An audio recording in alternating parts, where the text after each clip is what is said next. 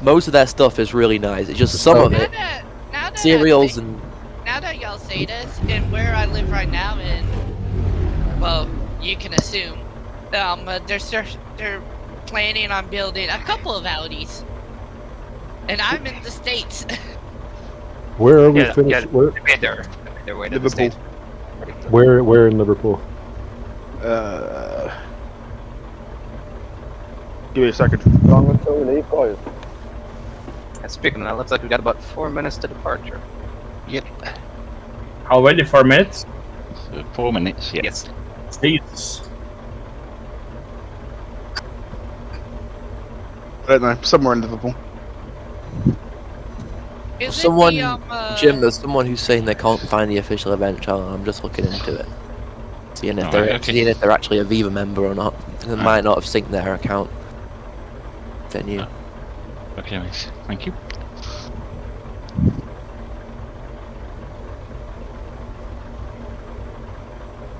I've got all sorts of snacks down the stairs. Frazzles. After Hold on. Carry on. Let me. So if they can't find the event channel, if they can join any of the others, I can pull them. Yeah, let me just figure it out. I don't know why they wouldn't be able to see it if their Discord is linked and everything. Copy ID. Ah, that's why. I mean, to be fair to them, there's enough of us in here. Yeah.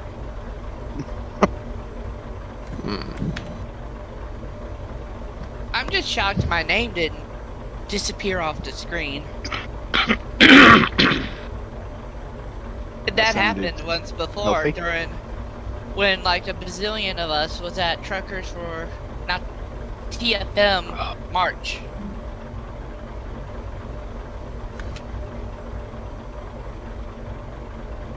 So my name literally disappeared off the screen. Yeah, they've got the public member tag. That's the issue, right?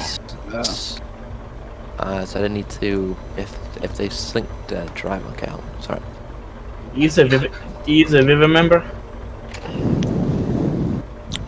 Well, that remains to be determined. They're in the Viva skin, so one would assume so. But I have a feeling they've joined and not left and rejoined the server.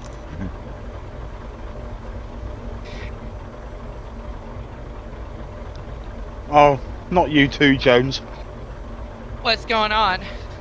Look at that. Did y'all watch that parking job? Sometimes I even impress myself. Oh, you're in the DAF. Nice. I'm in one Mercedes and a sea full of DAFs. Yeah, I think y'all are probably gonna need to get used to seeing me in this thing. I like it a lot. Mm-hmm. Yeah, But hey, Reverend, you're not the only one in the Merc. You got 3 behind you. Me, Infamous, and... Right, Dacio. You've got the skin on correctly now, but you've got the colours all the way around. Yes. Yes. Like the truck, it's the color you have on second. It's like on the contrary. Yes, the white should be pink and the pink should be white, mate. Purple, rather. Oh, you're sorry, man. And that's not purple and white anyway. It's brown and cream. Yeah, I only see Maddie. Jim, if you could hold off departure for 5 minutes to let him change and let me see if I can get this guy into the channel. Yes, I will do, mate. Yeah, Maddie, he, I looked him up, he's a Viva member. He's Discord's just not linked. Can you give him the roles real quick? I'd rather him join and link his Discord, but yeah, I can. The smelly tortoise dude's just loaded in. Just seen us all here. That brown and Stella cream. Artois. Smelly tortoise. I'll make sure he links his Discord properly after the event. I've got him in my DM, so it's all good. Alright, yeah, I'll just give him the rules. Thanks. I'm being honest with you, Dacio, I think your skin's messing up because you save edited your save.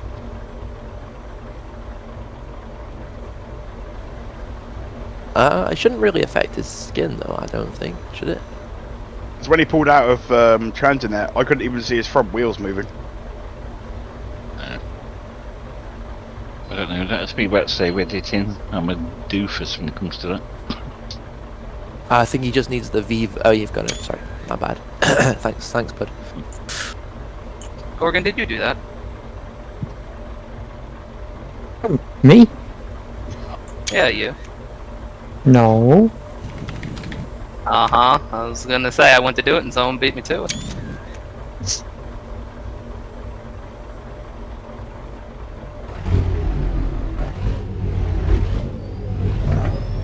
Jonesy driving on the wrong side of your truck.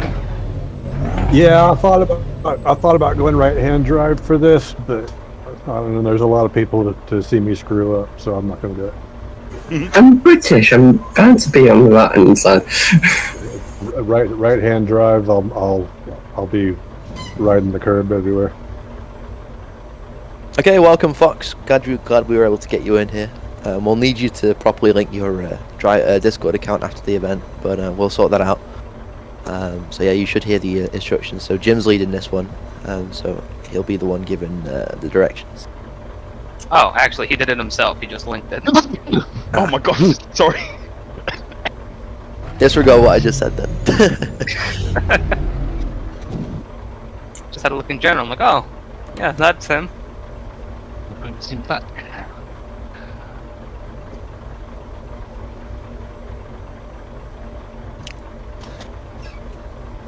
Oh, I thought my number plate said BJ then for a second. Oh, Boris? BJ in the Bear. Anybody remembers that program? Sadly not, Jim. I think it was slightly before most of our times. Yeah. So the red and white stop K1 came from. I mean, like, I grew up with like all the Pixar stuff, like the early stuff, Toy Story, Monsters Inc.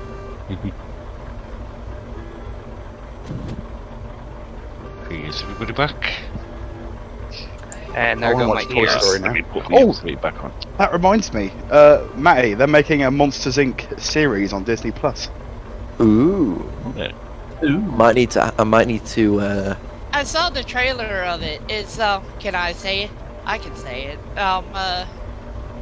It's after when Mike changed it from scaring to Buddies. To So be in now the they- assistant. I thought they said that it was... For the I read Monsters that it was University thing. It was set 6 months after the original movie. And it So- follows around more of the workers in Monsters Inc. One of the workers who tried to apply as a scarer, but the scarer turns into funny man. So he has problems to work through. Okay. Basically. We've had staff roles. Matty, could you take Santa and Landy Boy take tail for me, please? That's such a big convoy. Yep, no problem. Okay, thank you. That skin's still wrong. Yeah, skin's still the same. Yeah, for me, that's you. It's Yeah, the same for me. what I'm gonna say is we'll sort it out after the event. Yeah. now. Yeah, okay, it's a bit late now. We have 5 minutes delayed.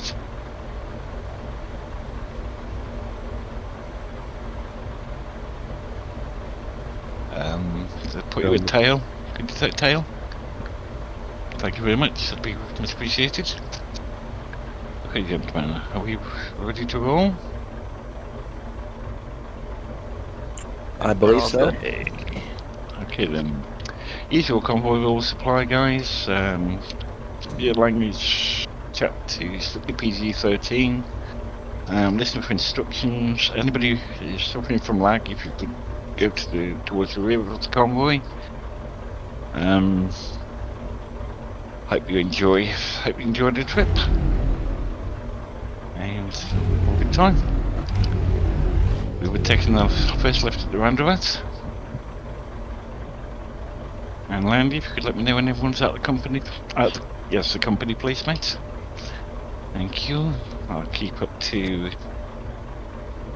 Yeah, I'll take it up 50 kilometers an hour until everybody's out and took their first turn. This game sounds so quiet this evening. Maddie, you're taking middle, right? Yeah, I'm gonna dive out in a second. Okay. At the end of this little road, we'll be peeling Just off go to the to- left. Oh god, Everyone else, if Sorry. you just keep going right to left, that'd be great. Go, go, go, go. Not the next. The Plymouth Cardiff turn, we go straight on Hey there. Blank, you can go. Oh, he's not even in here. Is Black not in the VC? Nope. Okay, that's noted. Dad. He usually is. Yeah, it's alright. Is he in the Cowboy Chat channel? He should be able to hear, but he won't if he's not, unless he's got his speakers on. Okay, so taking the left. Up onto the motorway. They really nailed this DAF engine sound. There'll still be a mod come out for it. No one. Oh yeah, the local model will be better, but by SES's standard, it's got better. Slow down. That's it, thank you very much. And we're going to the centre lane once we're on the motorway, so if you can let me know when everyone's up onto the motorway, Landy. Please, we'll keep it at 65 until everybody's together.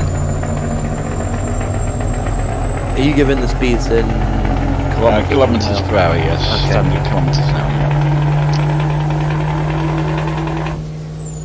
I changed my miles for real ops and forgot to change it back. Same here. Don't worry. As the American that plays a lot in Euro Truck, I have the rough conversions in my head already, so I can translate them quickly. I think Doesn't matter 60 what miles speed is though, around 'cause- 40 Well, kilometers. Suhas just came to a dead Truck stop. middle lane. Looks like he's lagging out. Me? Suhas, yeah. I thought I didn't see the name. Whoever said me, I didn't. Yes, thank you very much. Okay, we'll have to speed up to 90 then. Suhas is muted on Discord, but he's in the channel. 90 kilometres, which is 90 is roughly around Everybody can convert. 56 miles an hour. fully. Okay, we go back into the left lane.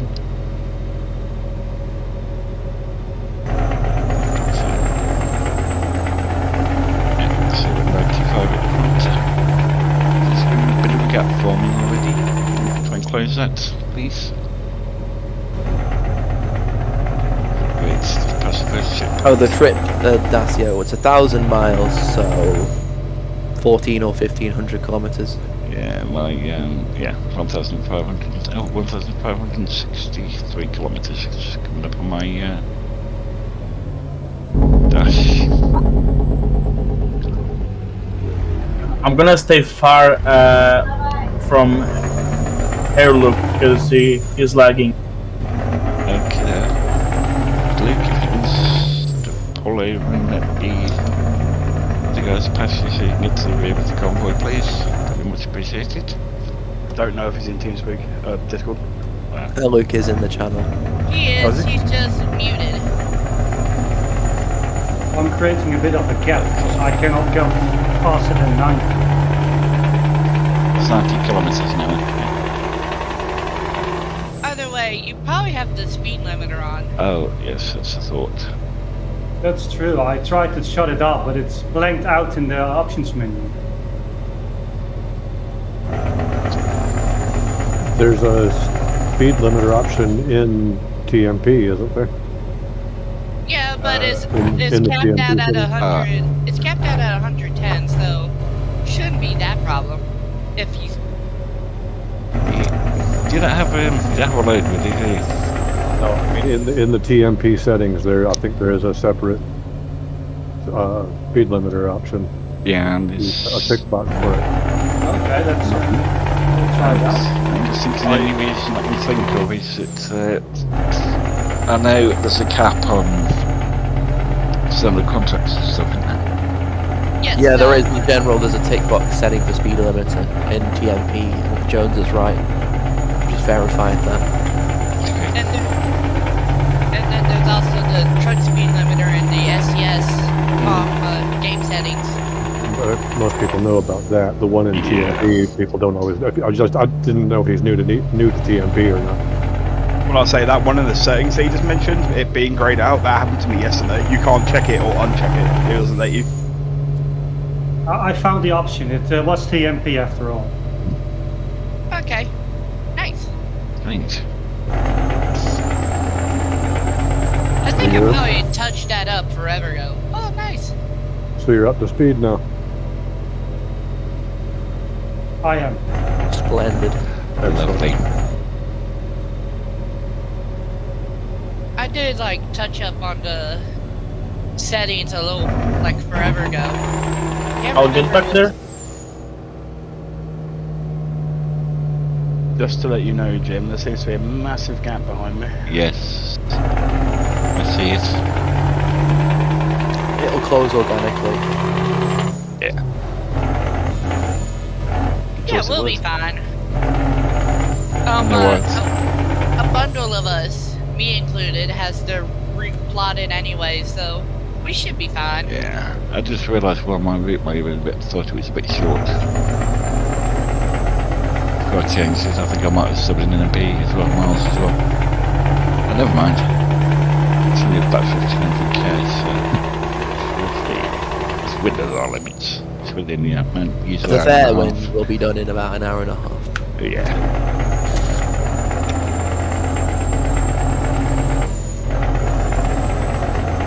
So how y'all been? I've been doing not too bad, mate. Not too bad, matey. How about yourself? Good. Summer's here and starting to get suckish. See, it's cooled down ever so slightly here today, but it's been hot for the last 2 or 3 weeks. Cold. Stop moaning. That's all the fish do. As soon as it gets hot, but then as soon as it gets cold, you'll be moaning it's not hot anymore. Yeah, but we don't have any aircon. The problem is that I do have air conditioning. It's just that it's so hot, the AC is not Giving keeping up. up with it. I think the feel like temperature is gonna reach near 100 Fahrenheit. Sheesh. About 37 Sheesh, degrees. sheesh. That's like what, like 35 Celsius? 37. 37 Celsius? Jeez. Oh, Yeah, not to mention is humid as all heck. Yeah, that. do you have to have a more advanced cooling system in your PC for the hot weather? I can always. I don't mean specifically like just for only when I don't mean like snow tires that you put in only when it gets hot. I mean when you build a PC, you have to factor in the environmental temperature. It's Just not thinking of that now. Oh, I I'm just don't thinking of that now. literally- Summertime, time for my PC cooler. Got swap. It's not that my PC is dying because of Louisiana weather.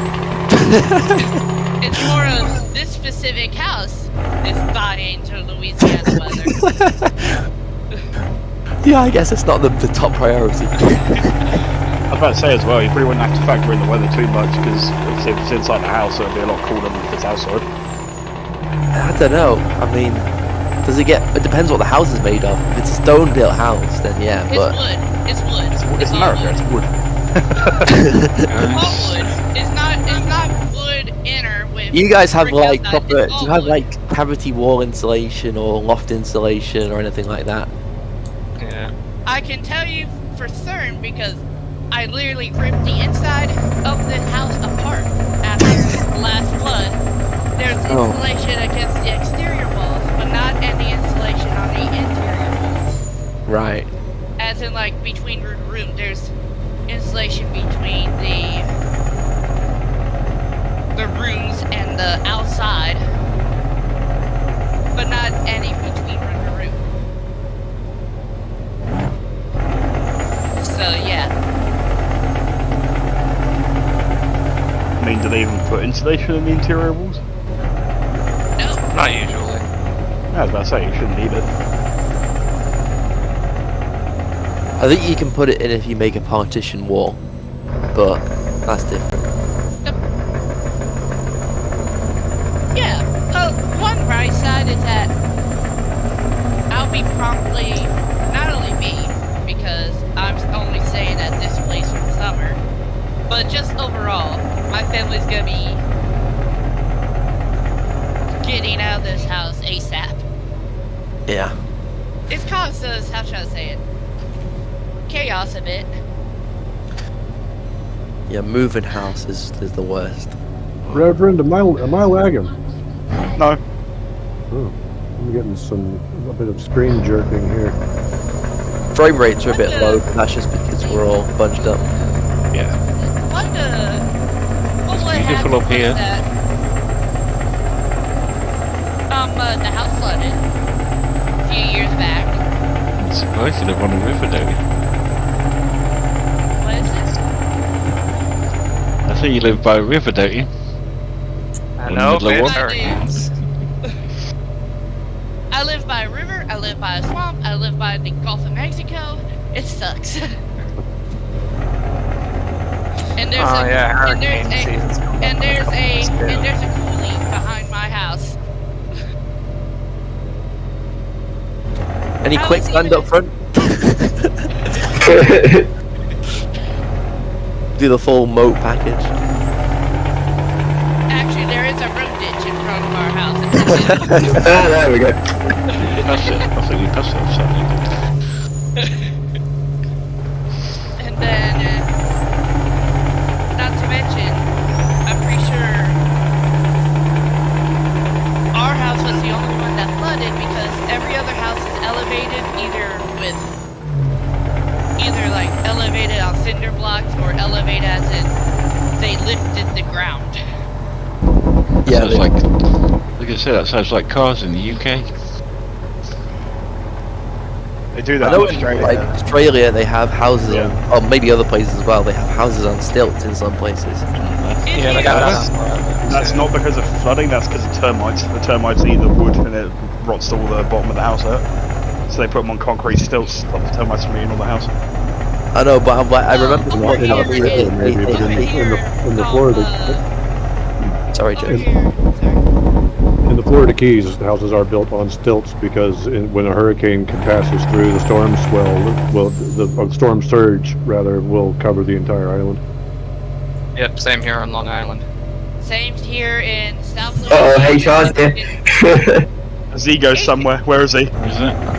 HR was always here with Hunter, but now we got a second one. I'm more scared of Zigo.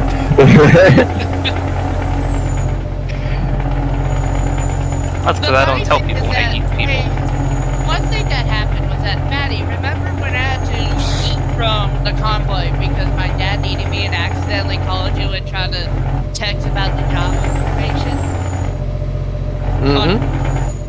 I actually did that with Ezigo. Nice. Yeah. He's a good guy though, but yeah, he scares some people. Very, very, very Sick of the devil. Oh, is he here? Ezigo, I was Howdy, just howdy. talking to Maddie about when I accidentally called you. Like I accidentally called Maddie. That's alright, Tank. Matthew, is this a HR issue we have to bring up? No? Good, good. Okay, guys, we're going to be taking the next exit towards Cardiff. The guy with the wrong skin, we're aware of it. We're going to sort it out after the event. I like how he got the trailer right now. Yeah. It's an issue with his truck. He's changed the skin about 7 times, but it doesn't show up for us. Yeah, he's trying to sort it out, it's just glitched out, so it's alright. Yeah. It's not the end of the world.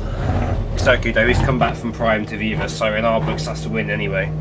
Yeah, it's nice to have you, Dasty. Hey, welcome back, and welcome all, because I know at least two of y'all are fresh. Engine That still works. That's the main thing. Yeah, I'm seeing a lot of new names tonight. It's good. Yeah, it's nice to see some new faces, so welcome everybody. Yes.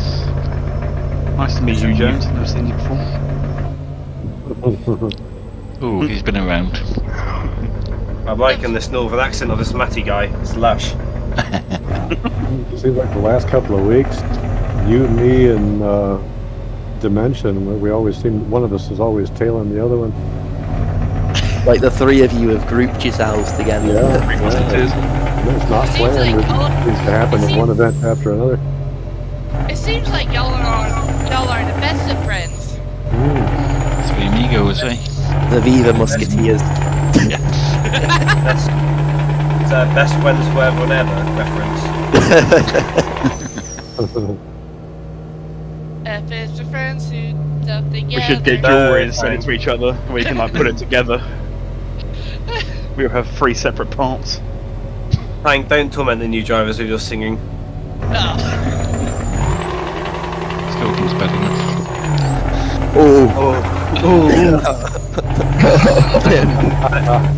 That was a Viva stuff. Centre lane, guys. He woke up this morning and chose death. He knows I'm joking. Don't listen to him, Texas. Oh, you know. Not to be shush. Right, who is Rhea? As in who do I need to safely overtake as HR not messed up in front of? Landy boy. Although there is a public mender who is related to one of us, also tailing Landy. Yeah, he doesn't count. No offense to your brother, Charlie, but he's not officially part of the convoy, so we can't. No, yeah, I know that. Cool. Yeah. Duhas caught up here. He will be soon, though. He's gonna reply. Awesome. Actually, Landy, it doesn't matter. We're going to this lane anyway, so. Was that James? Suhas had caught up. He's the one that lagged out right at the start. He said he'd be back in 5 minutes, and that's been like 15 minutes ago. I'm just wondering if he caught up yet. I don't see him on my nearby list. Boys, did you know Back Prime into is the dead? centre lane, guys. Swansea. Well, we don't talk bad about other VTCs. Yeah, we don't. We just. Going past the valleys, you know the valleys. We love the valleys in Wales. The Wales, aye. Not even Phoenix. Not even Phoenix. Sorry, couldn't have Fresh round. Yeah, professionals. So what I was trying to, I'm sure we were discussing this before. Oh, there he Apologies. is. Think of the devil. You've got Suhas back up. Ah, So just leave it for him to get in. That'll be fantastic. I guys can move over to the right lane for a second. Let Suhas filter in. cool. Yeah, we need the middle lane here anyway.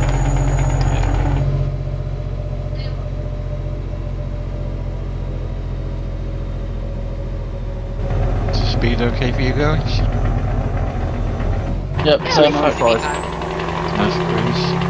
Nice relaxing speed, I think. Not too fast, not too... Bit of a Goldilocks speed.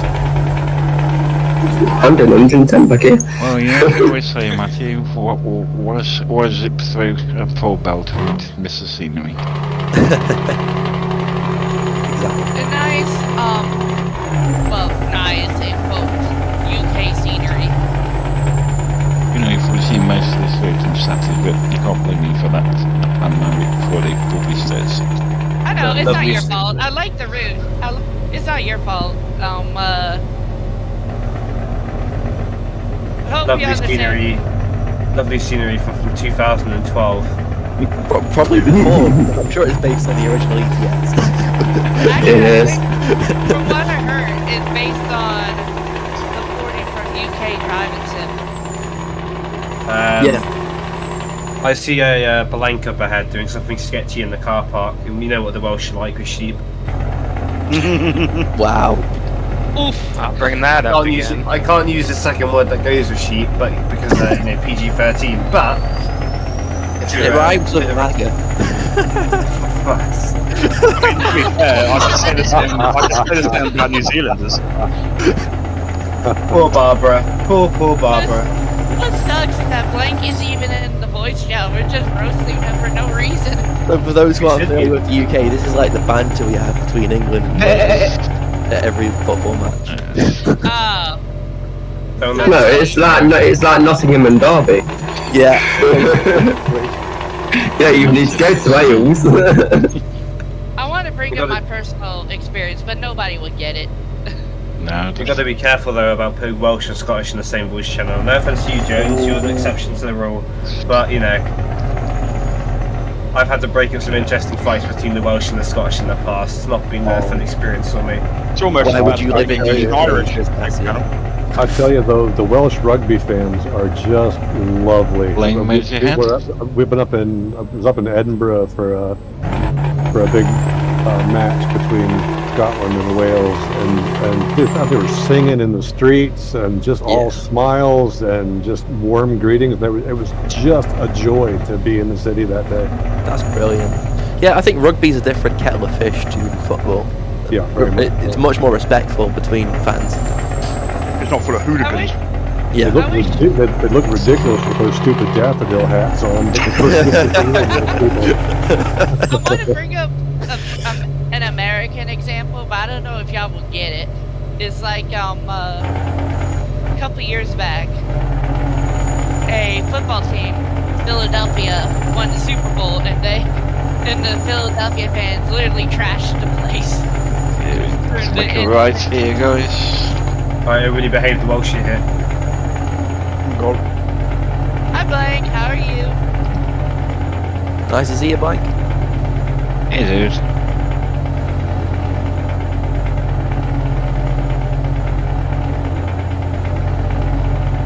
Could be worse. Could be from across the pond. Wow. Which direction though? That's what I'm saying. I know what you mean. There's only one true across the pond.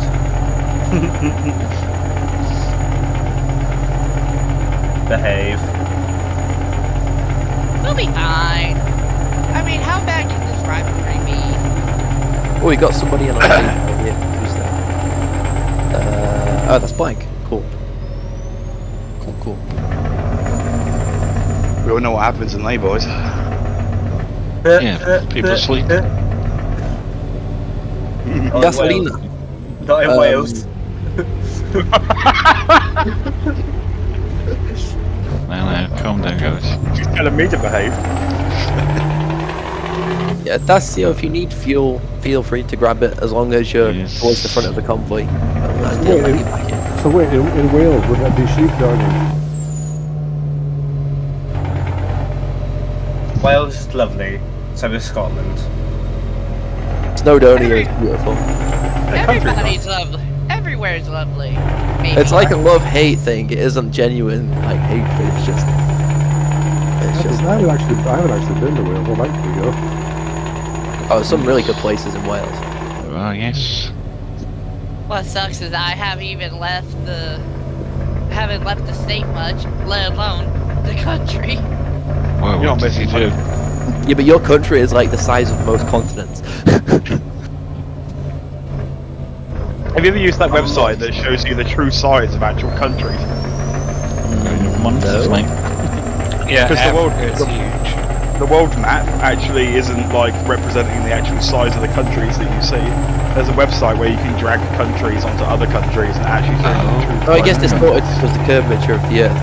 Yeah, so like the United States, you can actually fit the entire United States into like Russia and Africa. Are you trying to tell me the reverse round? Russia. Greenland on the map also looks tiny, or it looks huge, but it's actually really small. Yeah. I do have a question. Greenland's really small because it's melting. I was just gonna say, wait till global warming and we're all living on Antarctica just to survive. And I have Dude, to like I swim, love Antarctica. and I'll have to like swim away from the Vibing with the penguins. Hank, when climate change happens, your house will be 10 feet underwater. It already is. Yes, I don't care about this house. I'm just hoping the other one doesn't. It's actually kind of terrifying if you look at the map of where how much the world will be flooded after climate change and the ice caps melt. It's actually terrifying how small America becomes. What? Yeah. I looked at for a project in environmental science in high school. I looked on a map that shows you like high tide, where the water line would be if the water raised like X feet. If the water raises like 5 feet, this house would be in the high tide, low tide zone, where it would flood in high tide. Yeah, it's scary. Like you look at Florida, like I think something like 70% of Florida would be flooded if all the ice caps melt. Yeah, most of Florida is very flat, very low lying ground. The area where I grew up was average. Please. So you guys going.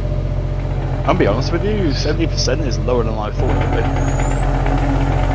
I mean, my whole island would be underwater. I was about to say, you'd assume it would be all underwater.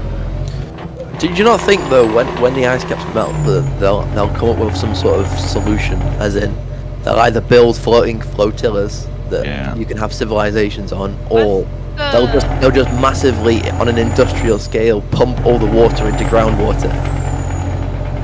Like not all of it, not all of it, Guys, a lot of it. train crossing coming up. Train crossing. Hey, Just get Samsung freeze all of it. I mean, due to mining. Like reverse mine, but putting water back into all the orifices we've carved up. Yeah, but you can only pump the water table so high, and that only really works with aquifers like porous rocks. It doesn't work with every rock.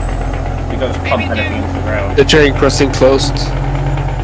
Maybe take a picture of the Dutch Embassy. Do you have people stuck there yet?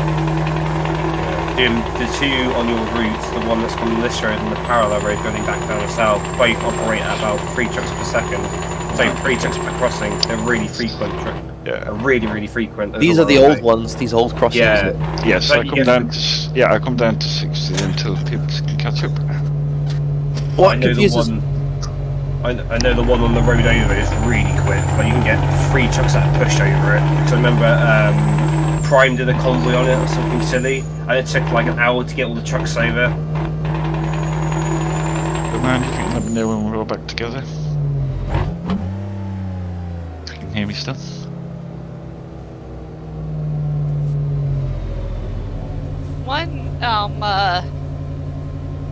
The bright side about where my parents are eventually gonna live and where I'm staying for college is 200 feet above sea level. 200 feet above sea level. So hopefully nothing chaotic happens. You'll have a nice sandy beach there by the time all the ice caps are melted. Yeah, Shreveport's gonna be. Ooh, it's stuck again. Ow! Sorry, Jonesy. What did you do? I just moved slightly. Jesus! I saw that. I'm gonna clip that. It's a nice memento. Maybe we'll live on all big. Yes, please. There you go. Report them. Also, I'm sure I read somewhere that like one of the proposed solutions is to send up some sort of screen that will block out part of the sun's light into space. What's that gonna do? What news are you reading? You're reading conspiracy theories? No. This is not like some tin pot crackpot theory. This is like some genuine scientists were talking about sending basically building a huge space station that will. How did Cellular get through that train track? Yeah, I was about to say, did that guy just did Solrak just eat it through the closed train See, crossing? what you're suggesting, Matty, also sounds like you're describing borderline Dyson sphere, like stuff. Which, if we had one of those, we wouldn't even be in the CO2 mess we're in the situation. Oh yeah, but good luck with that. Then take us a couple hundred years of.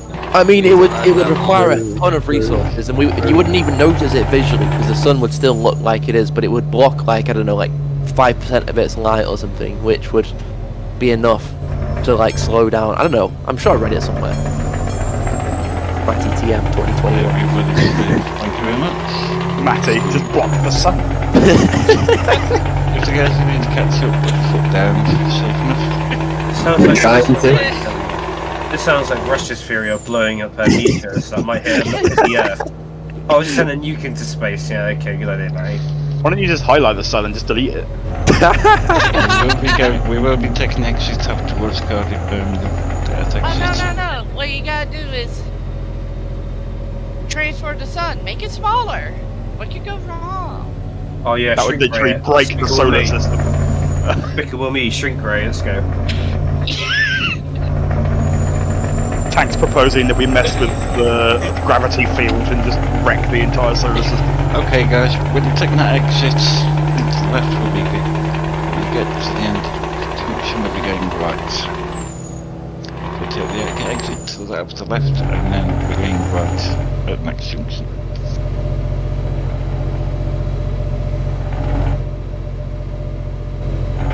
I was more thinking of like, it sounds.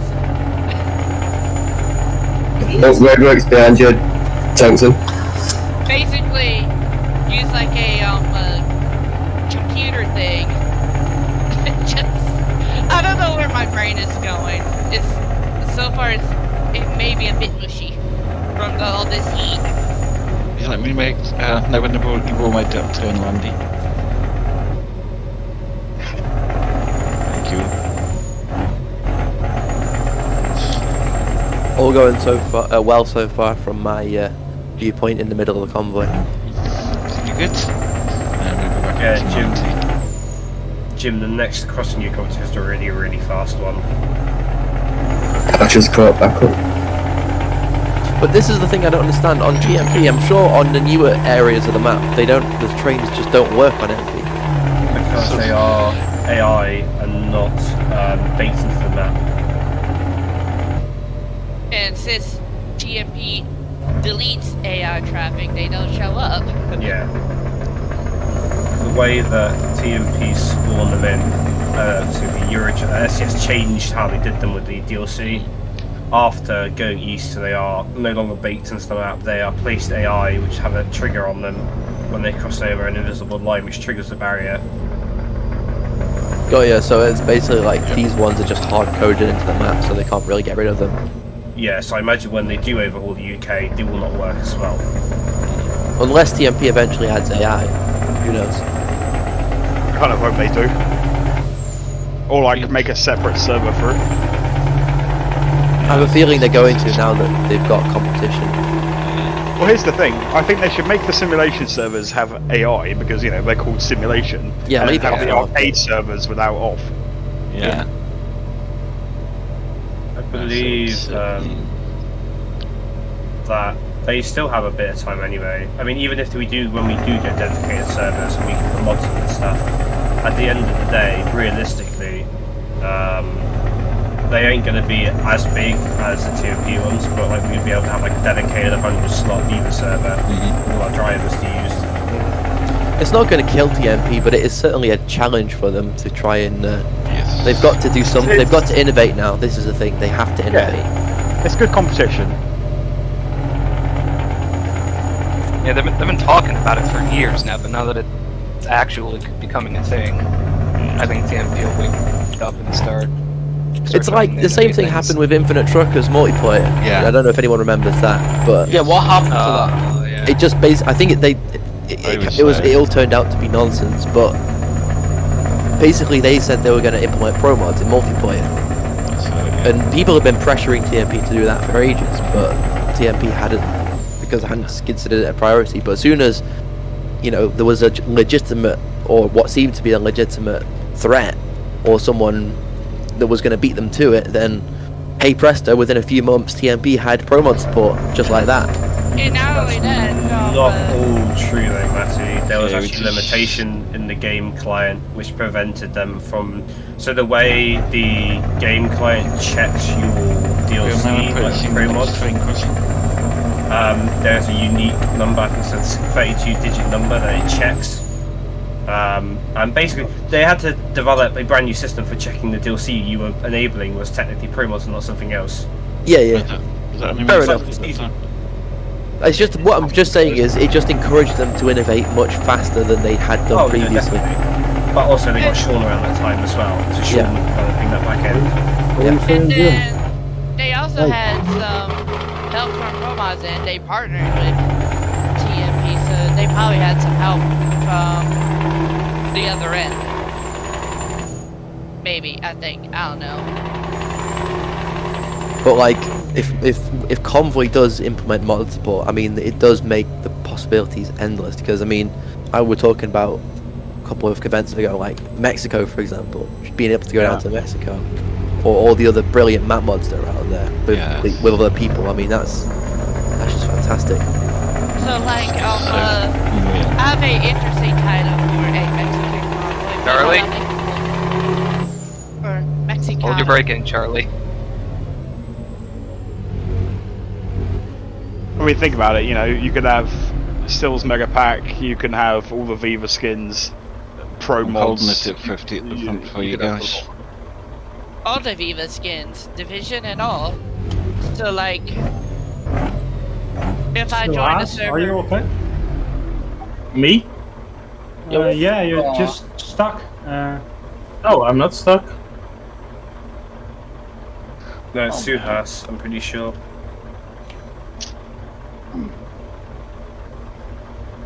Wonder. You're glitching in my game. Oh, I'm all fine. No, it's not. It's not you. It's Suhas. Oh, Suhasa. Suhas, if you're struggling, either F7. I think you might have air brakes on, but F7 out of the way, buddy. Is that towards the back of the convoy? No, it's in the front of the convoy. Guys, It looks like they got. Guys, next junction we'll be taking the left. Yeah, just a heads up, Jim, this is a very slow crossing, so it's going to take a long time for everyone to get through. We've also got some issues up front. Guys, if you could just undertake or overtake Suhas and keep moving. Yeah, the crossing closed again. Yeah, Suhas, I think you've got air brake simulation on. If you could just F7 out of the way, please, because it is technically not breaking TMP rules. So we're going towards Birmingham, so it's a left, then a left. So I can't stop, there's nowhere to... So we'll just pull over in a minute on the grass verge. So I'm just going to keep it at 40 till everybody's caught up.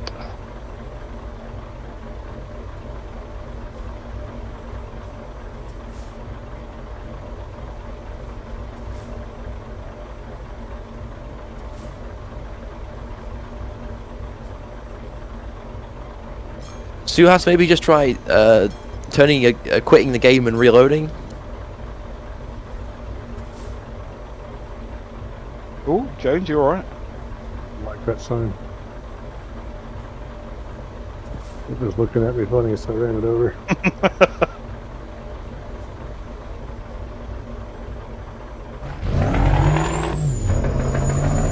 We have just under 900 kilometres left.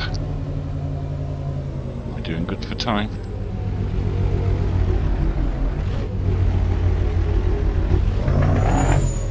There we go, at the back, Mandy.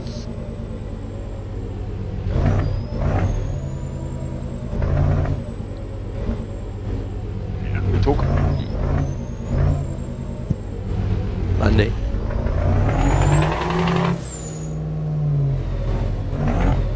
He's dead, Jim. Towards I one can sea go or around me. We're less Landy, are we?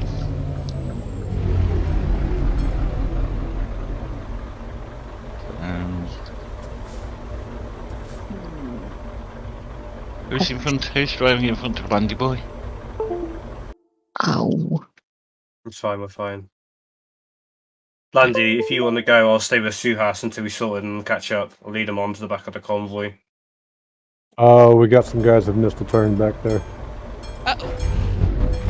Yeah, you need to turn left towards Birmingham, guys.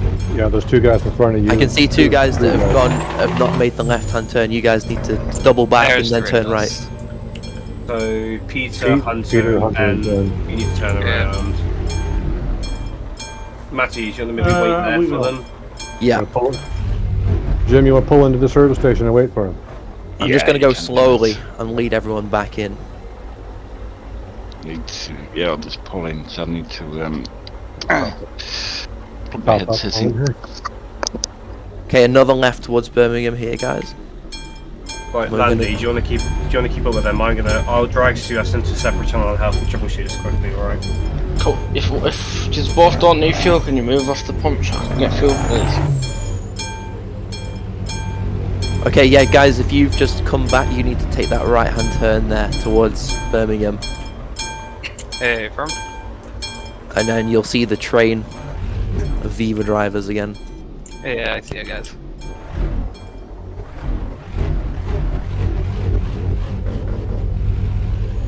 Sorry, Jones, I'm not trying to cut you off. I'm just trying to Yeah, no worries. squeeze in as tight as possible.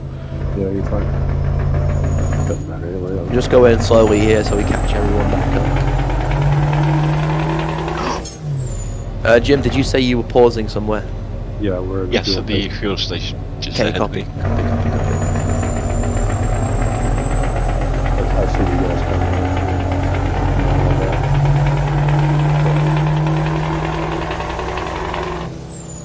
Not too far away, anyways. Yeah. I'll fly back in free cam and make sure we've got everyone. Yeah, the big bundle of us. Maddie's lead. We're at that little bendy bend.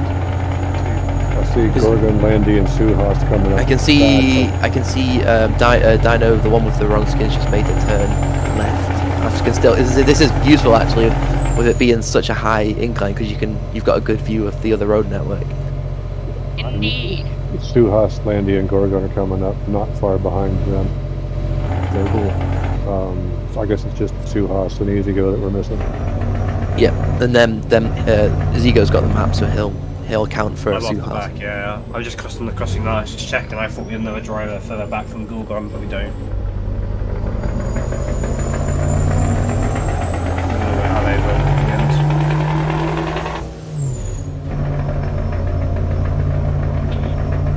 I took it an ETS2 map.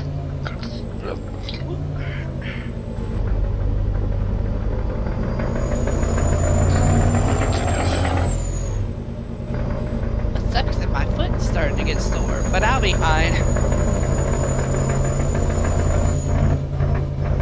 Yeah, we'll be going quickly again once we pick everyone up at this fuel station. Yeah. They're getting pretty close. We should probably start filtering out of here. Yep. Actually, Maddie's group is close to that gas station, I'm assuming. Yeah, I've got visual on the gas station. Yeah, I'll pull up the plant now then, guys. Please, safely. Safely. Go.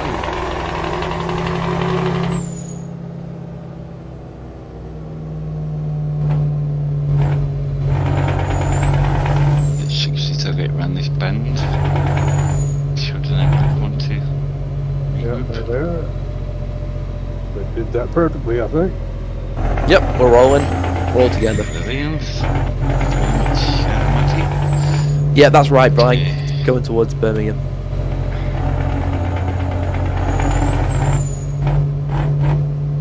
I see Easygo back there, but no Suha. Okay, I'll keep it at 80 till we're through this. Okay, bends, and then we'll You'll be fine, Blake. At the end of this road, the next junction will be taking your left.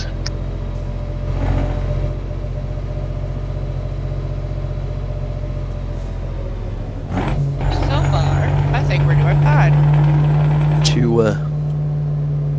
Let me try and do my Brummie accent. I've got to get in character. I have no idea what a Birmingham accent Blinders. is, but go Peaky ahead. Blinders, mate. Okay, Birmingham. so taking the next left. Take the next left towards Birmingham. Turn 5. I have no idea what a Birmingham accent sounds like for being a Have you ever watched Peaky Blinders? what? Have you ever seen the series Peaky Blinders?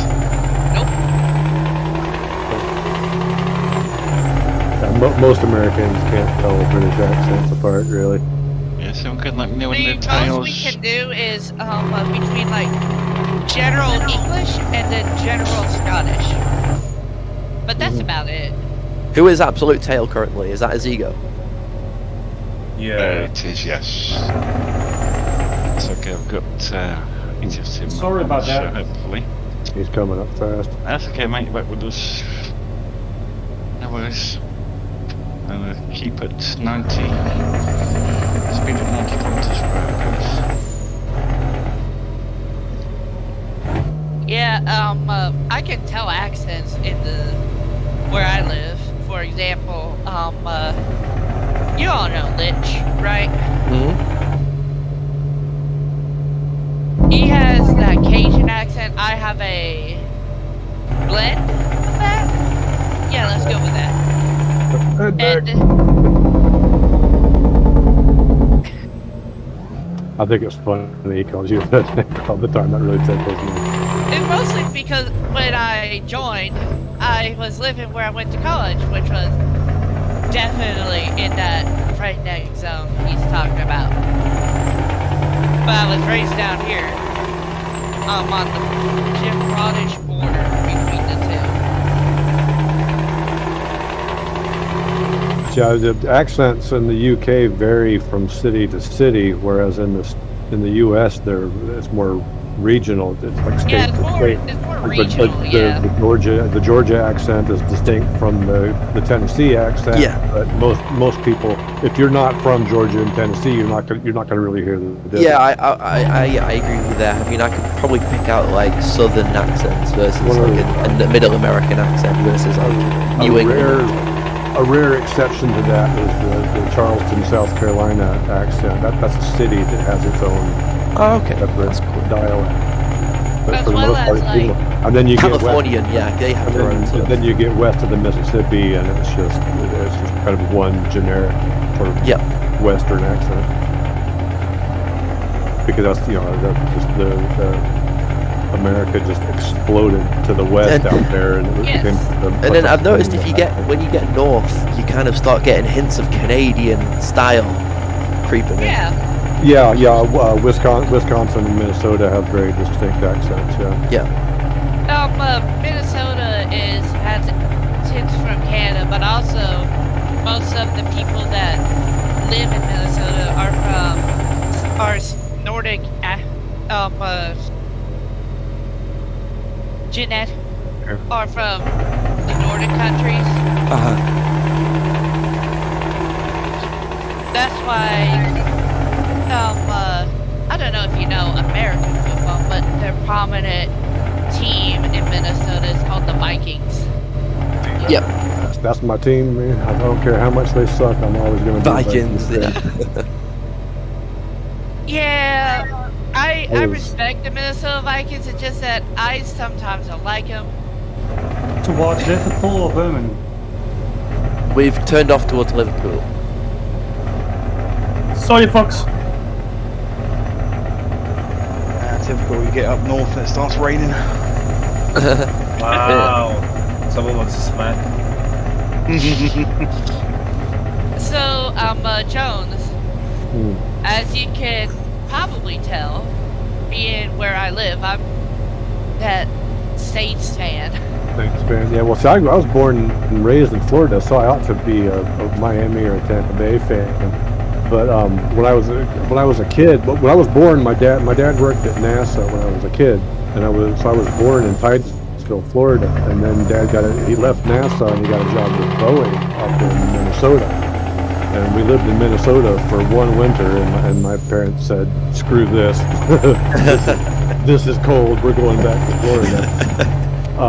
But I grew up with Minnesota Vikings stuff around the house. Because Dad took my brother was older than me, and Dad took my brother to some football games, so I had footballs and helmets and pennants and stuff to play with growing up. So I've always been a Vikings fan. Same thing, but with Saints stuff. Especially since my uncle on my mom's side is a Dallas fan, Dallas Cowboys fan. So it can get contentious in the house. It's pretty awesome that your dad worked for both NASA and Boeing, though. That's a pretty.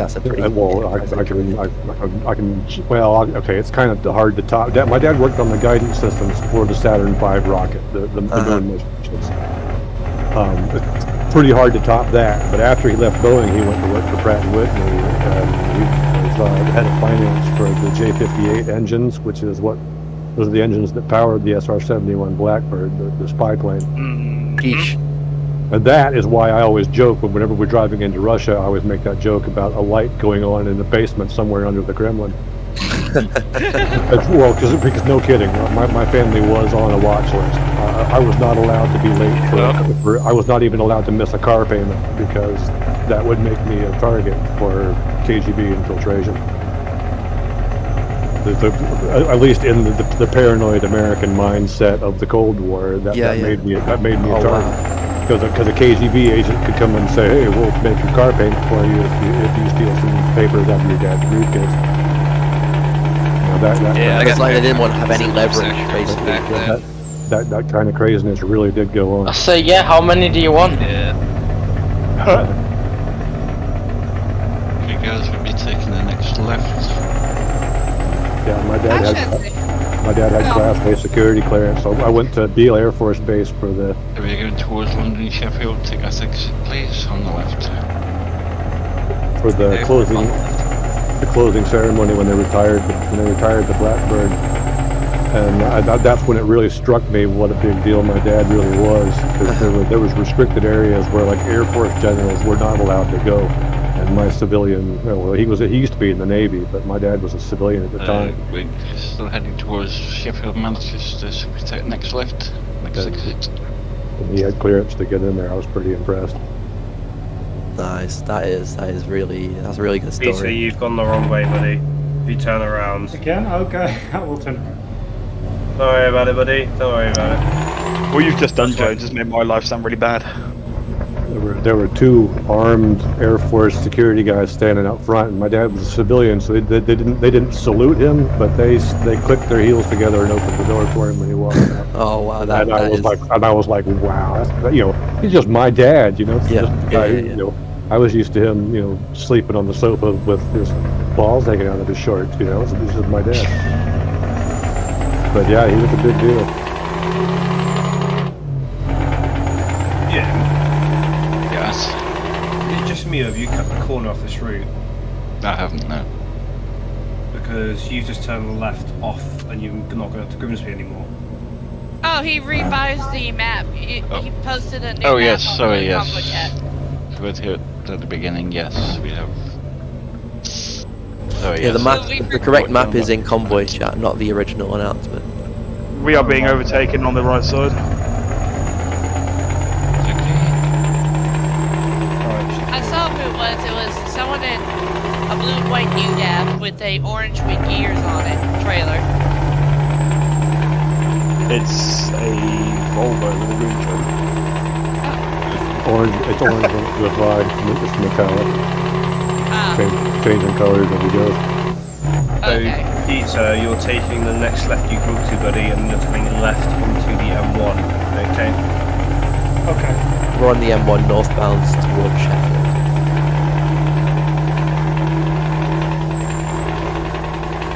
So you threw me for a second there, Jim. Sorry, buddy, I just thought you had everything near. Hey, Jones, I'm not trying to diss your Minnesota team, but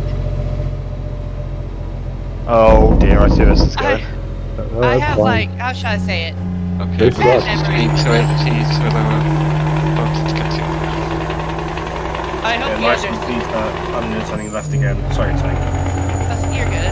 Yeah, no, it's fine, Tank. I know they suck. They've sucked for decades, but I don't care. No, what I'm talking about was that. Remember a couple years ago there was that Minneapolis Miracle play? No, I haven't.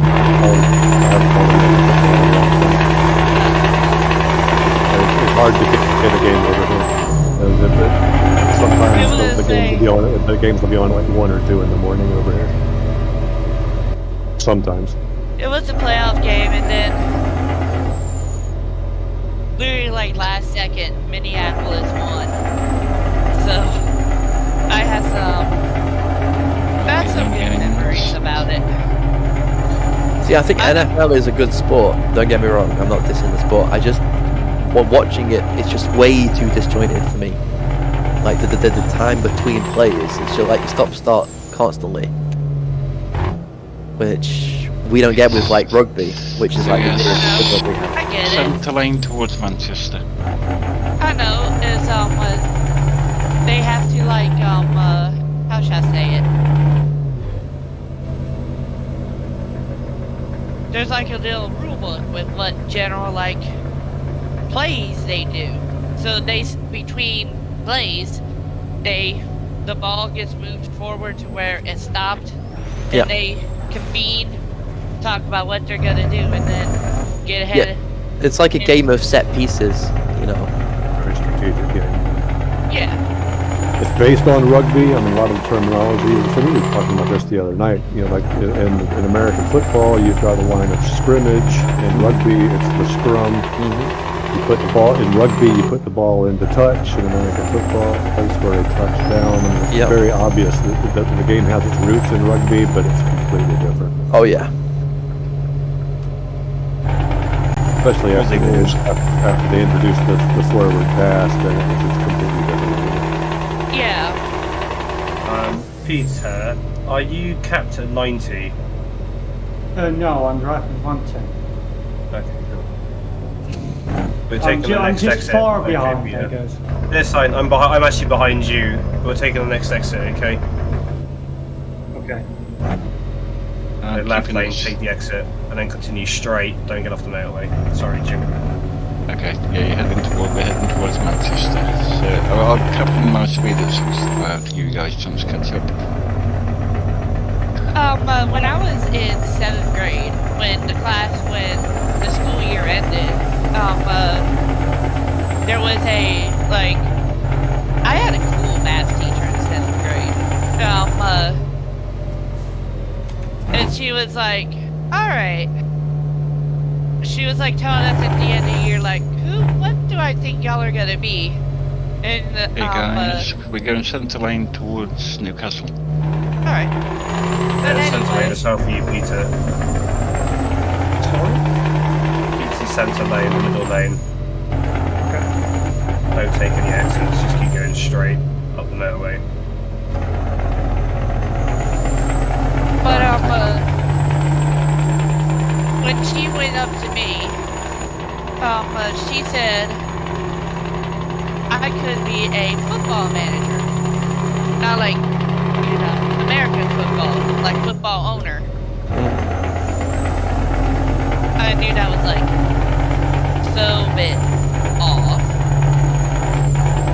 But her mindset was that have that nice, kind, nice, how should I say it? Helpful personality, jester. You get the gist. The same thing y'all are seeing in this Discord. Peter, you can move back over now to left lane. You're right indicators, I think. Unfortunately, being nice isn't good enough to that's what I thought. your own football team. You need like $1 billion. Yeah, that's what I was thinking. I'm not some millionaire. I'm just a regular dude. Yeah, that's crazy, man. Yeah. Back to the middle lane, Peter. I'm Perfect. not, what is that dude's name? I'm trying to remember. I'm not Robert King here. Move over from the centre lane again. For sticking up towards Newcastle. I said it at Real Ops. The UK is lane change simulator. But it isn't like this at all in real life. It's all dedicated exits which come off the main motorway. This is such a European style for UK. We're completely different in real life. Yeah. In the United States, it's very different. The only roundabouts. You're driving amongst the road for a start. Oh yeah, there is a lack of roundabouts. Although they are starting to pop up more, it's just that, how should I say it? Sometimes we are idiots and don't know how to use Back them. into the left-hand lane there, I mean, in the UK, the way the UK is designed in Euro Truck at the minute, there's a lack of roundabouts. The UK is just filled with the flings. There's a lack of driving in the UK in the sense that it's hell for truck drivers in the UK to drive on English roads, and they don't catch that at all. I mean, to be fair, most British people don't have to drive on the road either. And then Peter just following the truck in front of you now, Peter, okay? Yes, it's fine. Whoever was asking about how many kilometers left, I've got 364 miles left on my 600 kilometers. Yeah, so 580 different. Right, absolutely tails, just waiting for Google and they'll catch up, okay? Yeah, he's probably out. But anyway, they're starting to pop up a lot of roundabouts, a lot of places. So, like, for example, where I live, there's roundabouts popping up left, right, and up center. So you think that's the next big thing in the States now? They're just gonna embrace the roundabout Yes. ideology. Yes. Where I live, which is a Ask me, I'm suburban pulling town. over for 2 seconds. In the suburban town that I live in, right here, right now, there's a main road going from basically the shopping center of town to the big giant freeway-esque road going towards the big industrial areas. Go up to 75 more guys, surely. Let's have to catch up a bit. Go on, absolute Thank you. tails back up. 75. Yeah, absolute tails caught up. Roundabouts are a That's brilliant thing, providing people know how to use them. Yeah. Yeah. Yeah, I agree. One lanes are fine-ish. They're still sometimes idiots, but sometimes they're fine. Although we have some really mean roundabouts here where they're so big that they have traffic lights on the roundabout. Yeah, those are the worst. Kind of defeats the point, but yeah. However, if you try to introduce an American a two-lane roundabout, even with all the parking in the world, it'll never work. What are you saying, Jim? Straight up towards Liverpool. Sorry about I that. mean, there's a roundabout that I have to cross to go to work that has 3 lanes on it. I mean, we, There's a roundabout near me that's split in the middle that you can drive down. You need to speed up to 90 now, go back to it's not uncommon in the UK for roundabouts to be 2, 3, and 4 lanes. What about split in the middle, Matty? I've seen like For example- half abouts where they're split. There's that ridiculous one in Swindon where it's like a roundabout made up of about 8 mini roundabouts. Yeah, I've seen that one. The magic roundabout. Although, when you actually look at the diagram from above, it actually kind of makes sense. It does make sense. In a but- really weird way, it makes sense. It makes Well, sense, but like, it seems like a really convoluted way of doing it. There are sometimes though where sorry, Tank. Go on. One of the main innovations that just recently popped up in our roundabout culture is roundabout with a slip lane. Yeah. Because there's a slip lane from that main road going on to the road going towards downtown. I was going to say there are some roundabouts where I look at them and think, why didn't you just put like a T-junction in there? It would have made more sense. There was it was a four-way crossing.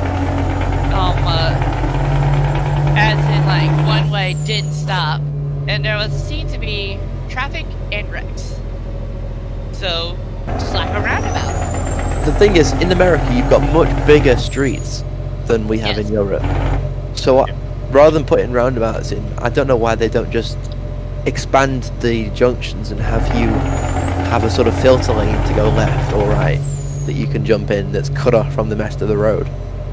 It does happen in like the bigger cities, but this is a tiny, I wouldn't say tiny, but still like suburbia town Ah, I see. where there isn't even lights there, so it's all there's like I'm trying to count the roundabouts. They in haven't my- even delivered electricity to this town yet. I think traffic is. lanes in I'm I joking. think traffic lanes in the States are 2 feet wider than in the UK. Traffic lanes of traffic in the States are 16 feet. I think they're only 14 here. I'm not sure about that. I can't tell you how big the lanes are, but they're big. I should Well, that's it. guys to be lane surveying. I have to know that. It depends on where you live as well, because roads where I live in the countryside are about 6 feet wide, if you're lucky. And it also depends here, is the road newish? When I say newish, as in like, Yeah, how recently was it paved or repaved? yeah, I am talking about highways, not rural roads. Yeah. Yeah, they can be wide. You have a little bit of wiggle room. Wiggle. America's also a bit weird with the traffic laws as well, isn't there? Because you can turn right at a red light. Yes, if you blink, you stop fully, you can turn right on the red if there's no traffic incoming. It should be the same with this for the left, to be honest. I think again it comes down to the fact that most of our roads are just too small. People can't drive enough, never mind introducing a left-hand turn on the red. And there's also You have like filter lights occasionally, or filter lanes. And there's also like a sorry Jim. Spread across this junction. Alright. There's another unique rule with that, the right turn on red. If you're in the left lane on a one-way, and the road you're gonna turn on is also a one-way, that same rule applies. You can turn left on red if both roads, the one you're on and the one you're gonna turn onto, are one-ways.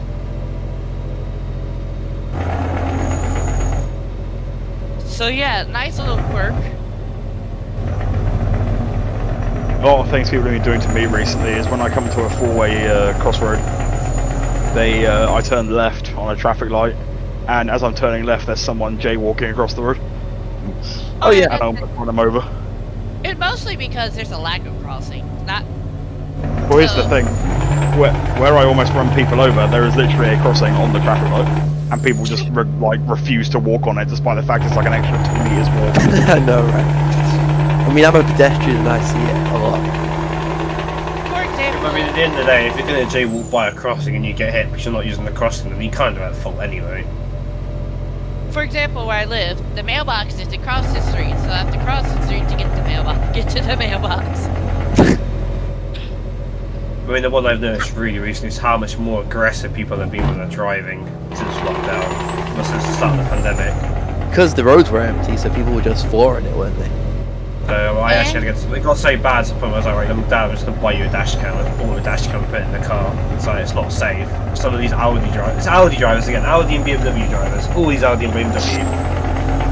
They need driving. You all have your own version of trick drivers. That's how you. This is the saying over here: if you think your job is useless, just remember there is someone who puts indicators in a BMW. Technically speaking, there isn't. I watched a video and it's all. I mean, obviously, it's completely automated. The whole assembly. Our version is either like decked out sports cars or giant lifted pickup trucks. Is it like the people who drive what they call IROCs or whatever they're called? IROC? I'll tell you a big one around where I live is Honda Jazzers. Always the old person's car. The IROC Z was an older, that looks like a late 80s, early 90s version of the Firebird. I don't know if they're making those anymore. What it is that over here, you either get the sports car who just zooms and doesn't stop, or the giant pickup trucks who try to also zoom, but also try to like roll coal, as I call it. So our version of the pickup truck thing is basically middle-aged families, predominantly. I don't mean to be sexist, but predominantly women, and they're in like enormous Range Rovers. Driving around town. You want better than that, Matty.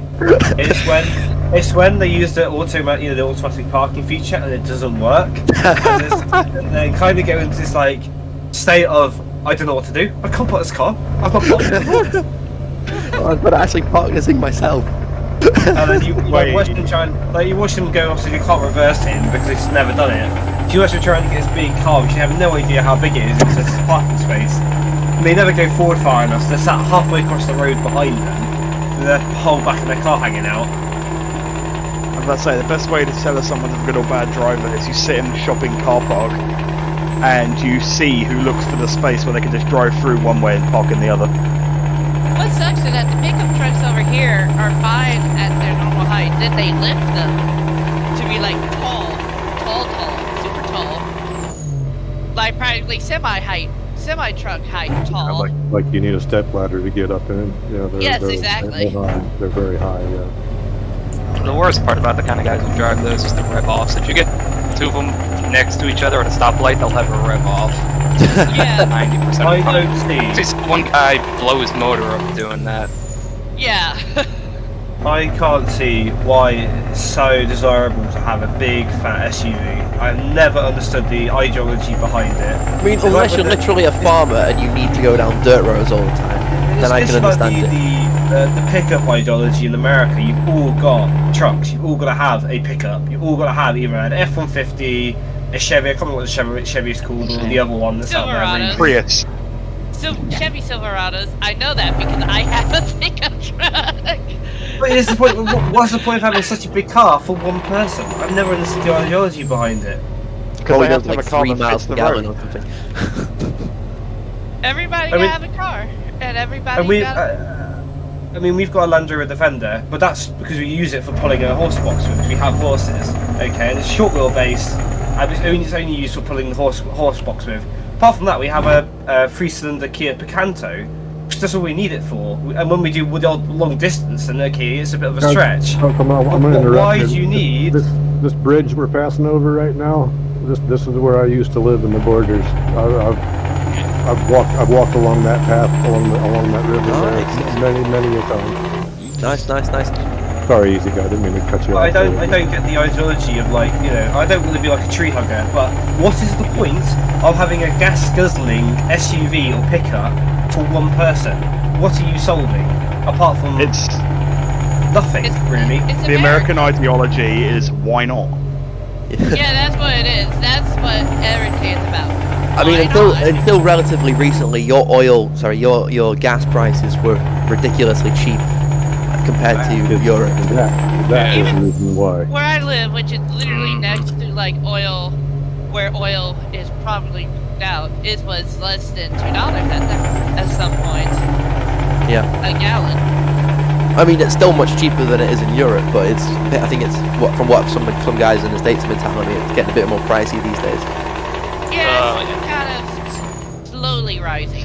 Can we come over to the left, guys? We'll be exiting shortly. But I mean, here in the UK, I don't know about the rest of the world, but they've mandated now that after 2030, there's not going to be any combustion engine vehicles built. It have to be hybrid or electric. And after 2035, there'll be no hybrids. It'll just be pure electric. It depends on state to state, and then from company to company. So, like, California, I believe, also made that pledge. I think at a later date, but the point still stands. The thing is, though, if most of Europe does it, even if they don't make it a legal requirement in the rest of the world, the manufacturers aren't going to want to have separate processes. That's the whole premise of California leads the way. For example, I watched a video a while ago about the dashboard diagnostic screens. Before like 1997, it was all janked. Then California said, make it all uniform, or else your vehicles won't be sold. Yeah. And then they did make a diagnostic system, but it was all wonky, different from vehicle to vehicle. So California would like, let's try this again. Make it uniform from brand to brand, or your vehicle won't be sold. I mean, here's the thing I always found a bit stupid about the whole sort of, global warming sort of argument, is regarding the English sort of electric cars are only to be sold in like 2030 or whenever it is. That's only any good if the rest of the world does it as well. If Britain is like one of the, if Europe is like one of the only people that actually go around to doing it, and you still got, for example, like the Asian sort of communities, or the Western sort of American communities still driving their big trucks and their 125 motorbikes and all that stuff, then it's absolutely pointless. Yeah, but if the legislation is signed and written, it will come like down to like California. If we turn around and say, oh no, you're still making combustion engine cars, you won't go some in Europe. That's what I'm saying agreement was made for. Yeah, a lot of countries have pledged similar pledges, not all at the same dates, like between 2030 and 2050. But once it'll be gradual, but once it starts kicking in, the manufacturers will want to switch all of their resources to electric, so they just will stop, even if it's not a legal requirement, they won't want to have separate processes for separate markets, because the way they make profit is by keeping things as uniform as they can. You know, that's why That's like why- VW Group, if you look, they've got so many different brands, but a lot of their models are based on the same chassis and engine, even if it's like for Porsche or for Audi or for Skoda or for their own VW. Like they're different brands, but they're all under the same tent. They look differently slightly, but you know they're much the same vehicle and design process. And if they have to have separate facilities for battery-powered plants and combustion plants, that's going to cost them an arm and a leg. So they want to consolidate and just focus on one thing. So they'll just stop. The market will just shrink for combustion engines anyway. Yeah, and especially, it's already starting to happen. Ford in the United States came out with fully standard hybrid truck just the other day, and then The a few weeks ago. F-150 Lightning was awesome. Yeah, that's the all-electric vehicle. And then they recently came out with a called the Maverick. Is a tinier pickup truck that is hybrid as default. But I think Tesla, that's when all the other manufacturers start mass producing electric vehicles, that's when Tesla are going to make the money, because they've really been spending millions and years of development and research and development perfecting lithium-ion batteries. Well, the thing is, it got somewhere, but Tesla makes for pickup. You saw that little wonky, blocky pickup truck. Yeah, but their cars is just a facade. What I'm saying is that the bulk of their the batteries is where it's at. The batteries is to other manufacturers. That's where they're going to really rake the money in. The cars is just like a little side project for rich people. The problem with lithium-ion batteries is they're not the solution to climate change. No, they're not the solution, but they're the best thing we have discussed as of right now. We discussed this so far is that the process of extracting the lithium, the raw product, is just as polluting, and refining it is just as polluting as having a combustion engine car. Because there's not much lithium naturally. Anyway, or arguably. Guys, we're taking the next exit, taking the next left towards Carlisle. Next left, Ava. So sadly, it's it's the other technologies that need to be looked into. Graphene batteries, liquid metal batteries are awesome, but like Matt, you're saying, is the process of making it at the moment is not very cheap. It's not a uniform, universal process which is adopted by all car manufacturers. Yeah, your Tesla's great for 5 years, and then you have to replace the batteries pretty much if you use it every day. I had an argument the other day, actually. This is at one of my jobs. As I overheard one of our customers talking, and his argument was, "Oh yes, I have a Tesla, but I don't use it all the time, so the batteries last longer." What's the point of having the Tesla?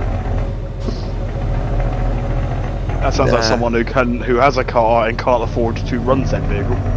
No. I think this is just that I'm going to flex and I'm going to buy a Tesla, but I'm only going to use it when I need to show myself off. Yeah. Good, mate. Middle lane, guys. So basically, just flex their richness. At the moment, yeah, but I mean, whether it's lithium-ion or something else, it's good. Electric in some form will be the way to go. I mean, we might dispense with batteries altogether and just have like the equivalent of like how trains operate on live current. You might just have roads that are built in with, you might have a small battery for some backup, but you might just be driving along and charging as you're going. So you're just using the power straight away, which is probably a better idea than trying to store all the energy. Trolley bus system, aren't you? Yeah, kind of. But like trolley buses are connected with pantograph, whereas this would be like the equivalent of like, you charge your phone wirelessly without actually contacting the surface.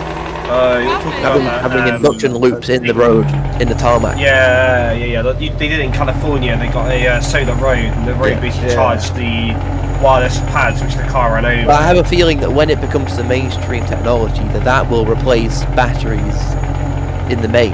You still have like a backup battery for when you're going on really small roads, but for most roads you'll just charge and use as you go, so you don't need to worry about the logistics of storing all the energy. You kind of cut the middleman out. Because storing energy is really expensive and difficult. This is the whole problem. Whereas using energy from its, just using energy that's there immediately, that isn't so bad. Yeah. My only concern with that is the roads around the UK are bad enough. So what happens when it will require an absolutely enormous infrastructure investment, something likes of which we've not seen before. But we're talking about a seismic change here. You know, this is kind of, you know, not something that's going to happen overnight. Same thing with his argument. It's just that America doesn't even have that train infrastructure, like you said, where there's that cable current.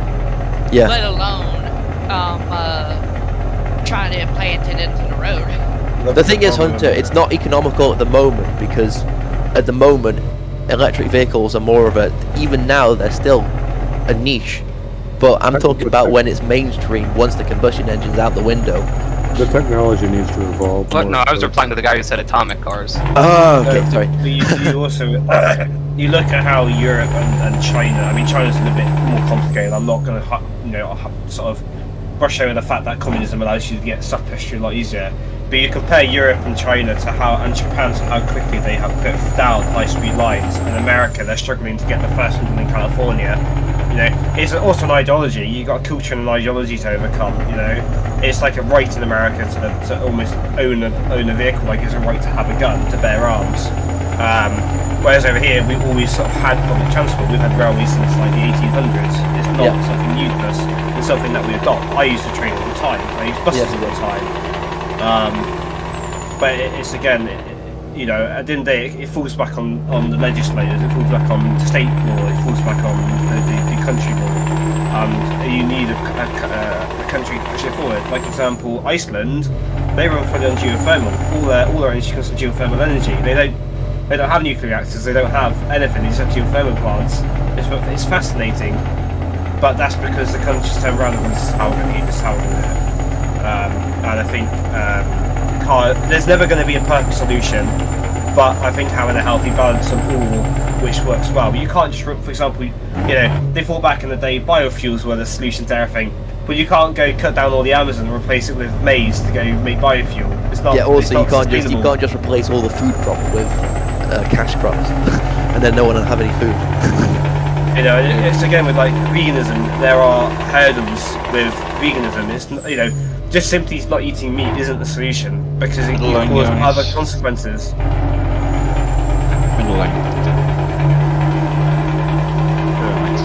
Plus, you have like, how should I say it?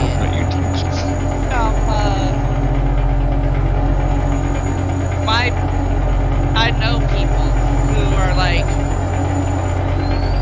who would gladly like, how should I say it? What's the best way I can put it without making it sound like I know horrible people. Just say it, to be honest. They would like gladly like go in front of like a vegan person's face and then start chowing down on like a full-blown giant steak in front of them. I wouldn't do that.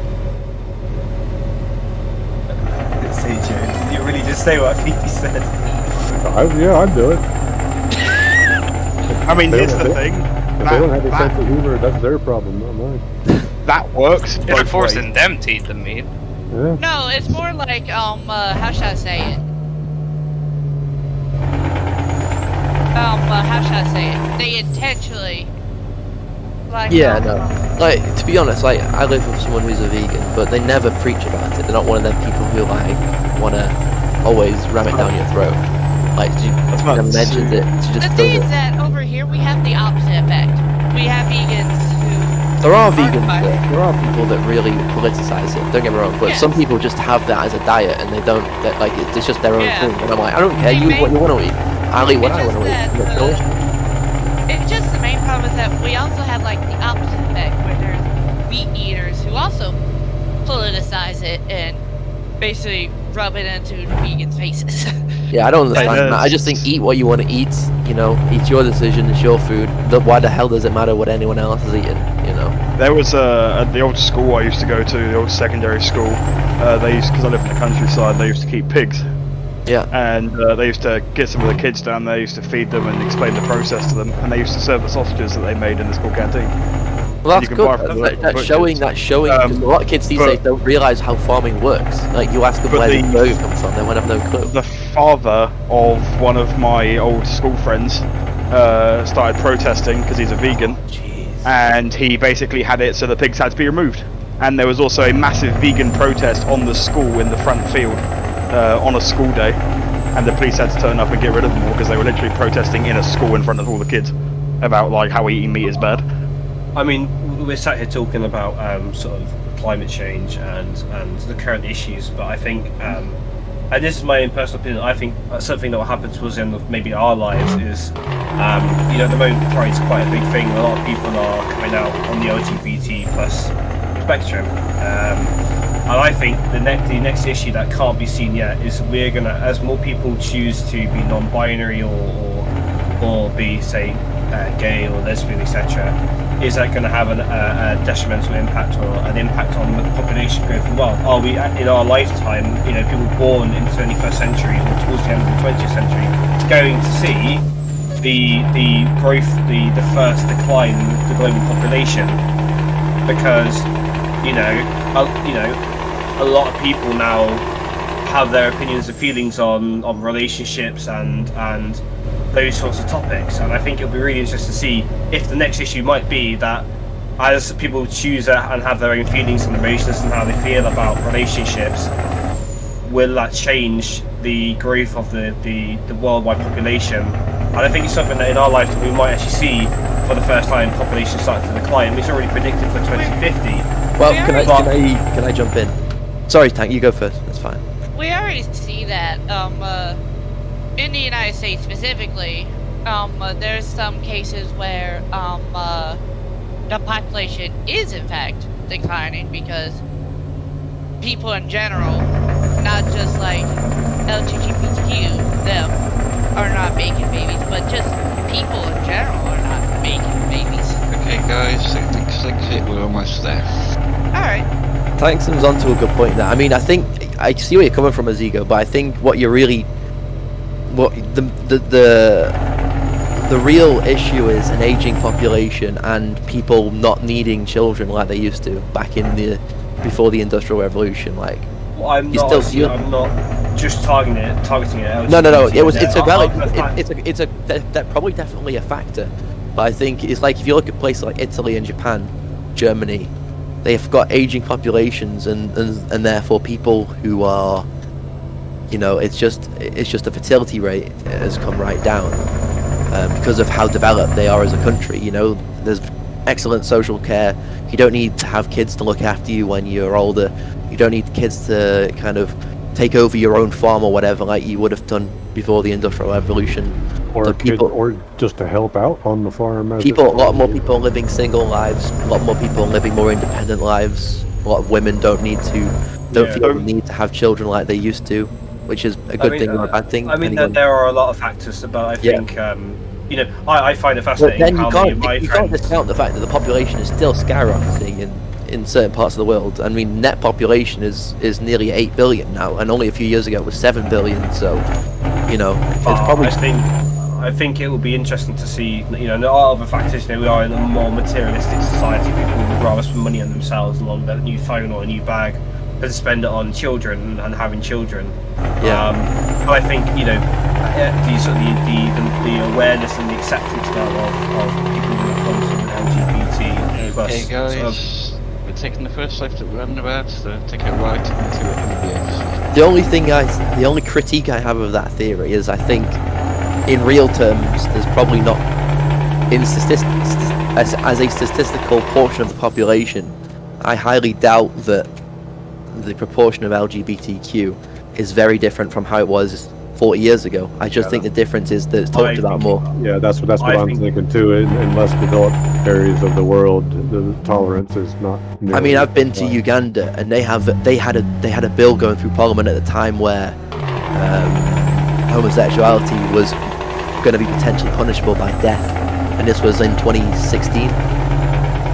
The bill didn't actually get through, but that just reflects the attitude. They're very religious there, extremely religious, and they still have very intolerant attitudes, and that's in wide parts of the world still. So, and that reflects how it used to be in the developed world not so many years ago. So I think a lot of people just weren't open as they are now. I think that's major. I think that's maybe the difference. Maybe there's a slight increase, but I think a lot of it just has to do with being open or not.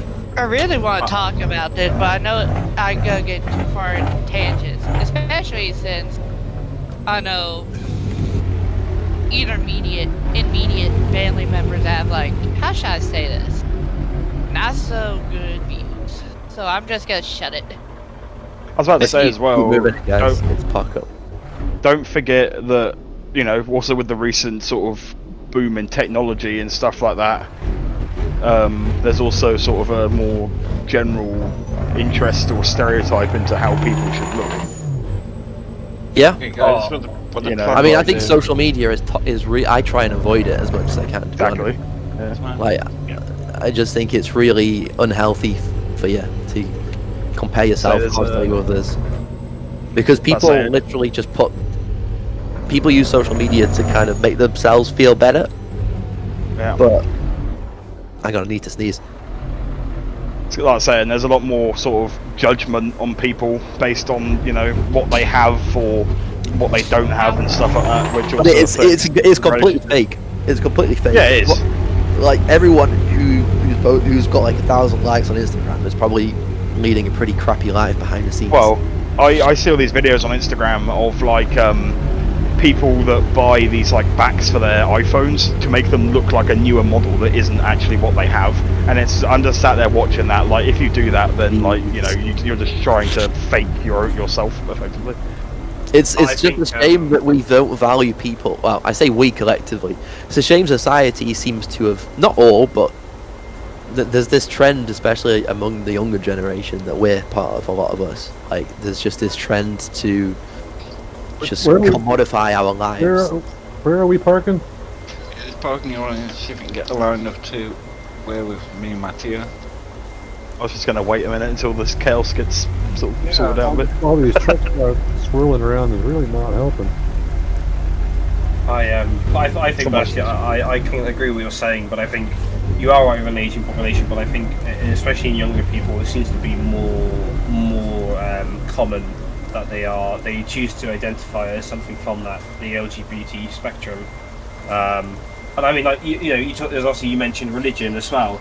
I occasionally go with my dad to church, and I can happily say there are as a more aging population dominant in church compared to youngers. I think people's stance on religion's changing as well. Oh yeah, I mean, I grew up in a Catholic family, and we used to go to church all the time. And to be honest, it was quite unique because it was quite a mixed age range of people that were there. But that was because it was kind of attached to a school. But I think in the main, especially in the last 10 years, like in the UK, it's become very, very secular. I can say something. My dad wanted us to be, and we were kind of raised. I say kind of because not like in the traditional like go to church every day type of thing. But I was raised as a Mormon. Mm-hmm. I mean, I'm not. The thing is, I'm not anymore. I'm not that. I mean, I was raised as a Methodist, which is a tangent of the Christian. Yeah. But you know, when I did the most recent census, my opinion, I wrote down something else on my religion. So, but no, I did not put Jedi. Say, I went to a Church of England school. I never adopted any of the Christian sort of ways afterwards. Not that anything, anybody who is a Christian or is LGBT or anything that we talked about, there's nothing wrong with that. It's just interesting to see how, as this becomes more prevalent in society and more talked about, like for example, Black Lives Matter has been massive last year. It's just interesting to see how the ideologies of younger people, are changed, but also influenced by people they follow and doing back to social media. People who follow these influencers online, young people are still heavily influenced, and a lot of them seem to forget this when they come out with certain claims. You shouldn't believe everything you see online. I mean, I think that the fake news era of Oh yeah, definitely. few years. I'm not going to aim at anybody, but the fake news and the conspiracy theories are still, misleading for a whole host of people, young and old. There's so many factors, social media, religion, like even what your family, what you grew up with, who your parents were. There's so many different factors that fill into this, fill into that. Yeah, it's been a really nice turnout. I mean, again, I don't want to make this political too much because it's just a convoy at the end of the day. The one thing I miss about the kind of the church life is the kind of sense of community that you felt there. Mm-hmm. Now, I think community is important, and obviously, I'm not saying religion is the answer, but I think some sort of it at least had the thing of holding people together and making a sort of. It was a place where people would regularly see each other of all kind of generations and ages, and families would know each other, and it was a very kind of well glued together place, like an extended community, and that kind of lacks in modern society massively. But yeah, this is my point. I think these conversations are important, and it's important that people of all ages continue to have them. I think that it's also important to continue to open your parents' minds, because the way our parents were raised and our grandparents were raised was a very traditional, or at least in my family, very traditional. And I think it's interesting watching the younger generations explain these concepts, these ideologies to the older people, like LGBT, and even the biggest one I think for me and my parents and especially my grandparents is racism was so much differently accepted back in those days. You don't go around saying certain things now because it is just racist, but back in their time it was perfectly acceptable. And I don't want to say my parents are horrible, but there are comments that my parents and my grandparents have made in the past which kind of go, well, okay, that's a little different to how we've been brought up. Yeah, for sure. Yeah, I can say the same thing, especially since some of my grandparents were raised, ended up in their 20s, I'm trying to let me rephrase this. My grandparents lived in their 20s at the same time of the civil rights movement, so they had, how should I say this? They had different views. There's a scientist named Max Planck who explains it very, very well. Here, I just copied the quote. I'll paste it into the game chat. A new scientific truth does not triumph by convincing its opponents and making them see the light, but rather because its opponents, there's more to it. Basically, its opponents grow old and die, and the new generation comes up that's already familiar with the concepts. Yeah. Going back to the religious side of it, do you think religion is less popular nowadays because of social media? Because obviously, look at it from the Christian point of view. Every Sunday you'd go to church to meet with your fellow neighbours or whatever, have a bit of a prayer and a sing-song and all of that. Where nowadays you have social media, you can go online and you can talk to your friend over FaceTime. I think it's probably. I think secularization was starting way before social media. To be honest, I think secularization started in the UK at least. It's been gradual, but I'd say since the 70s. 60s, 70s. I wouldn't say social media specifically, but faster way of, how should I say it, communication. Yeah. So for example, this in general, us coming here having a nice little conversation, has a community-ish feel. You know what I mean? Oh, definitely. But then again, we are still technically using social media in the form of Discord. Thanks for coming to the convoy this evening. It's great fun. Great to see so many people attending. If you would like, a conversation with Job to log, if you please send me a DM, and I will get one to you as soon as possible. Yeah, thank you, Jim. Great job here. Thanks. Sorry, we Yeah. kind of hijacked the conversation. Yeah. You do. Whoops. So nice to see so much chatter in the convoy for once. That's really good. Really nice to see so many Viva here. So thank you, everybody. And thank you for your support this evening, Matty. It's much appreciated. All right. So you're free to go, guys. Thanks for Cheers. again. Hope to see you in the next one. Nice to see you soon. Just Thank keep you an eye on all. the, keep an eye on the driver's hub for upcoming events. There was a message while we were driving that tonight's convoy with Lich, the one through Poland, well, American tonight, it's been delayed to tomorrow night for issues IRL on his end. Oh, if that's just keep your eye on the events post. I'm not aware of anything about that, but yeah. He just posted it in keep your eyes convoy out. chat a little while ago. Yeah, thanks for pointing that out. So great stuff. So you're all free to go. I'll be hanging out in general for a bit anyway, and in case anyone wants to carry on chatting. Continue the conversation. Yes, indeed. I Okay, think I cook can do dinner. that.